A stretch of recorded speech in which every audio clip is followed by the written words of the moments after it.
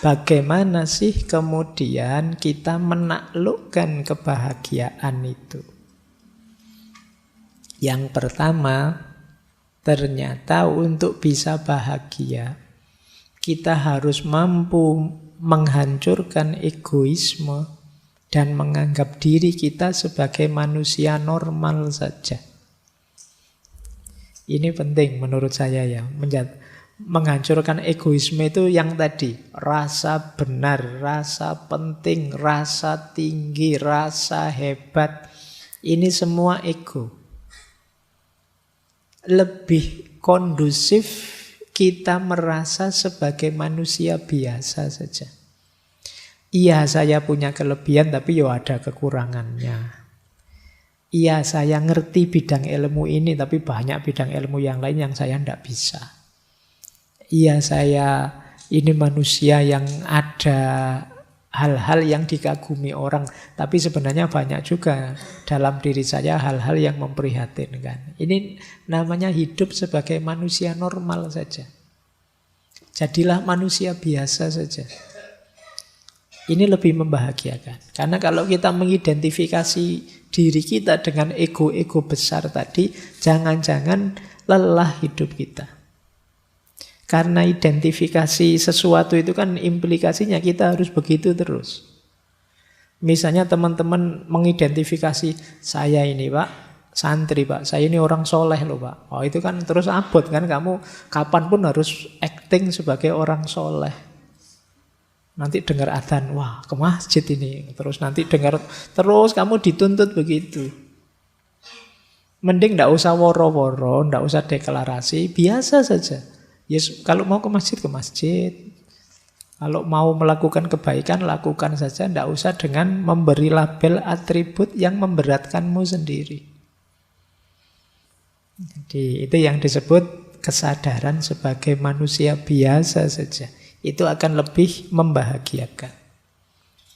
Yang kedua, berhentilah bersikap perfeksionis, menipu diri sendiri. Kalau iya bilang iya, kalau tidak bilanglah tidak. Tidak usah perfeksionis. Orang tahu kok semua orang itu ada kurangnya, tidak ada manusia yang sempurna. Kadang-kadang salah sedikit, kadang-kadang khilaf sebentar, manusiawi. Tidak usah menipu diri, itu akan lebih memberatkan kita. Tidak usah terlalu banyak pakai topeng lagi, topeng kita sudah banyak dalam hidup ini. Biar tidak lelah. Yang membuat kita lelah itu kan karena kita menipu diri kita sendiri. Misalnya kalau ditanya, ngantuk enggak mas ngaji kayak gini? Enggak Pak, saya melek terus. Tapi yo pas ngaji deklak-deklok itu kan yo kamu berat sendiri, nanti ada temennya lihat malu kan kamu. Coba tadi bilang yo saya kadang-kadang ngantuk Pak, itu kan lebih santai. Tapi karena kamu menipu dirimu sendiri, ya berat akhirnya. Jadi konsekuensi yang harus kamu tanggung. Yang ketiga, untuk bisa bahagia, yuk berjuang, bekerja keras mencapai tujuan. Ya, kita harus berikhtiar, berusaha. Sambil tadi ya, ngerti batasnya kapan pasrah. Dan jangan dibiasakan menyalahkan keadaan mencari kambing hitam. Biasa kok hidup itu ada sukses, ada gagal. Ada lulus, ada tidak lulus, biasa. Ya memang rumusnya hidup begitu. Ada senang, ada susah. Wajar itu sudah. Tidak usah cari kambing hitam, tidak usah menyalahkan keadaan. Nanti tambah berat. Wah ini gara-gara temanku ini tiap malam ngajak begadang saja, tidak lulus mata kuliahku. Lalu kamu sendiri ya mau diajak begadang. Disalahke kancane. Jadi ya sudahlah, kalau sudah begitu ya efeknya memang begitu, karena kamu begadang tidak lulus biasa saja. Iya sih Pak, berarti besok saya harus lebih baik lagi, kan begitu saja. Tanpa harus rasa bersalah berkepanjangan, merasa berdosa berkepanjangan. Cukup kamu sesali, kamu perbaiki ke depannya biar lebih bagus. Ini hidup yang lebih membahagiakan. Tidak terlalu bertele-tele, apalagi kamu terus menyangkal, denial, nyari-nyari alasan. Saya itu sebenarnya rajin loh Pak, saya enggak tahu saya. Kemasukan apa saya semester ini? Nggak usah pakai alasan macam-macam lah. Ya sudahlah, diterima saja. Ya wajar kok orang itu kadang seneng, kadang susah, kadang gagal, kadang sukses. Asal kita bisa menata diri sehingga terus progres tambah baik, itu sudah luar biasa. Yang keempat, ayo kita minimkan ketakutan-ketakutan, kecemasan-kecemasan yang tidak perlu. Mari kita sadari kadang-kadang kecemasan kita itu tidak beralasan. Sia-sia saja. Cemas itu kan biasanya tentang yang akan terjadi ke depan. Yang akan terjadi ke depan kita tidak tahu. Biarlah jadi rahasia nanti. Yang penting sekarang kita berikhtiar semampu kita, sebaik yang kita bisa. Itu saja sudah. Jadi hilangkan khawatir ini, khawatir itu. Pak, saya besok kira-kira ada jodohnya enggak ya Pak? Saya kok sampai semester gini rasanya enggak ada yang mau sama saya. Enggak usah dipikir itu. Jodoh di tangan Tuhan sudah. Ya kecuali kamu cuek, enggak ngurusi, ya bisa saja nanti lepas Tuhan, lepas tangan. Jadi kamu sendiri ditawari bolak-balik ya kesuwen mikirnya. Jadi ayolah, tidak usah khawatir. Kamu boleh sekali-sekali kamu tulis ya, kekhawatiranmu yang mencemaskanmu apa. Tulisan wis, khawatir ini, khawatir itu, khawatir ini, khawatir itu. Sekarang mulai banyak, kemarin saya baca orang kena gejala penyakit psikosomatis.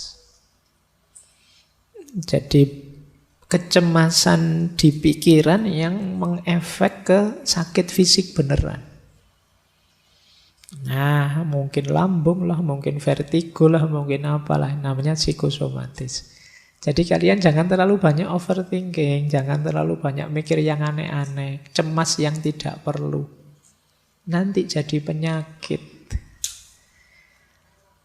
Jadi ternyata tidak selalu sakit fisik berpengaruh ke jiwa. Sebaliknya sakit jiwa bisa juga berpengaruh ke fisik.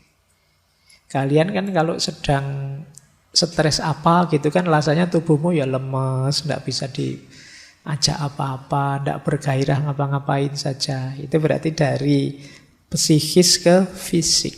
Yang itu jumlahnya tambah banyak. Sekarang psikiater, psikolog itu tambah laris hari ini. Banyak yang stres, banyak yang depresi, tingkat sakit jiwa meningkat, tingkat depresi bahkan tingkat bunuh diri juga tiap tahun meningkat terus. Nah, terus mari kita sadari dalam hidup ini isinya ada yang penting, ada yang tidak terlalu penting. Tidak semuanya harus diutamakan. Kita nikmati saja. Kadang-kadang ada hal sepele, hal tidak penting, ya tidak apa-apa, kita nikmati saja. Itu namanya kita sadari masalah hidup ini ya, tapi juga yang tidak terlalu penting jangan terlalu dipentingkan. Biar tidak terlalu sibuk kita. Biasanya kalau masih muda itu ingin semua masalah dipanggul sendiri. Tidak hanya masalah pribadi, mungkin masalah kampusnya, masalah negaranya, masalah dunia. Apa yang ingin diselesaikan sendiri. Iya, kamu boleh komen kecil-kecil, boleh usul sedikit-sedikit, tapi tidak semuanya harus kamu perjuangkan sendiri. Kamu harus punya prioritas-prioritas, biar hidupmu lebih bahagia. Jadi, kenapa Mas kok belakangan gelisah? Saya mikir peradaban manusia hari ini itu loh Pak. Ya, kalau sudah ngobrol itu diajak ke angkringan, saya ngangkring yuk Mas tak traktir wis. Daripada kabotan mikir dunia ya. Mikir kuliah saja pontang-panting kamu. Ya nikmati hidupmu. Kamu boleh usul, boleh punya gagasan ini itu. Tapi tidak harus semua masalah kamu panggul sendiri. Nah yang terakhir, Cara menaklukkan kebahagiaan adalah jangan biarkan dalam situasi apapun pikiranmu macet, rasionalitasmu tidak jalan. Harus terus hidup akalmu.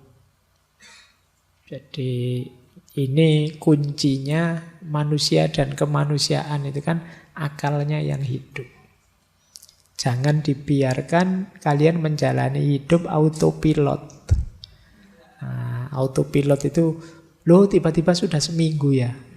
Kok cepet ya, sudah 1 bulan ya. Itu kemungkinan hidupmu autopilot. Jalan seperti biasanya. Yuk mulai agak diseriusi. Putusan demi putusan, langkah demi langkah.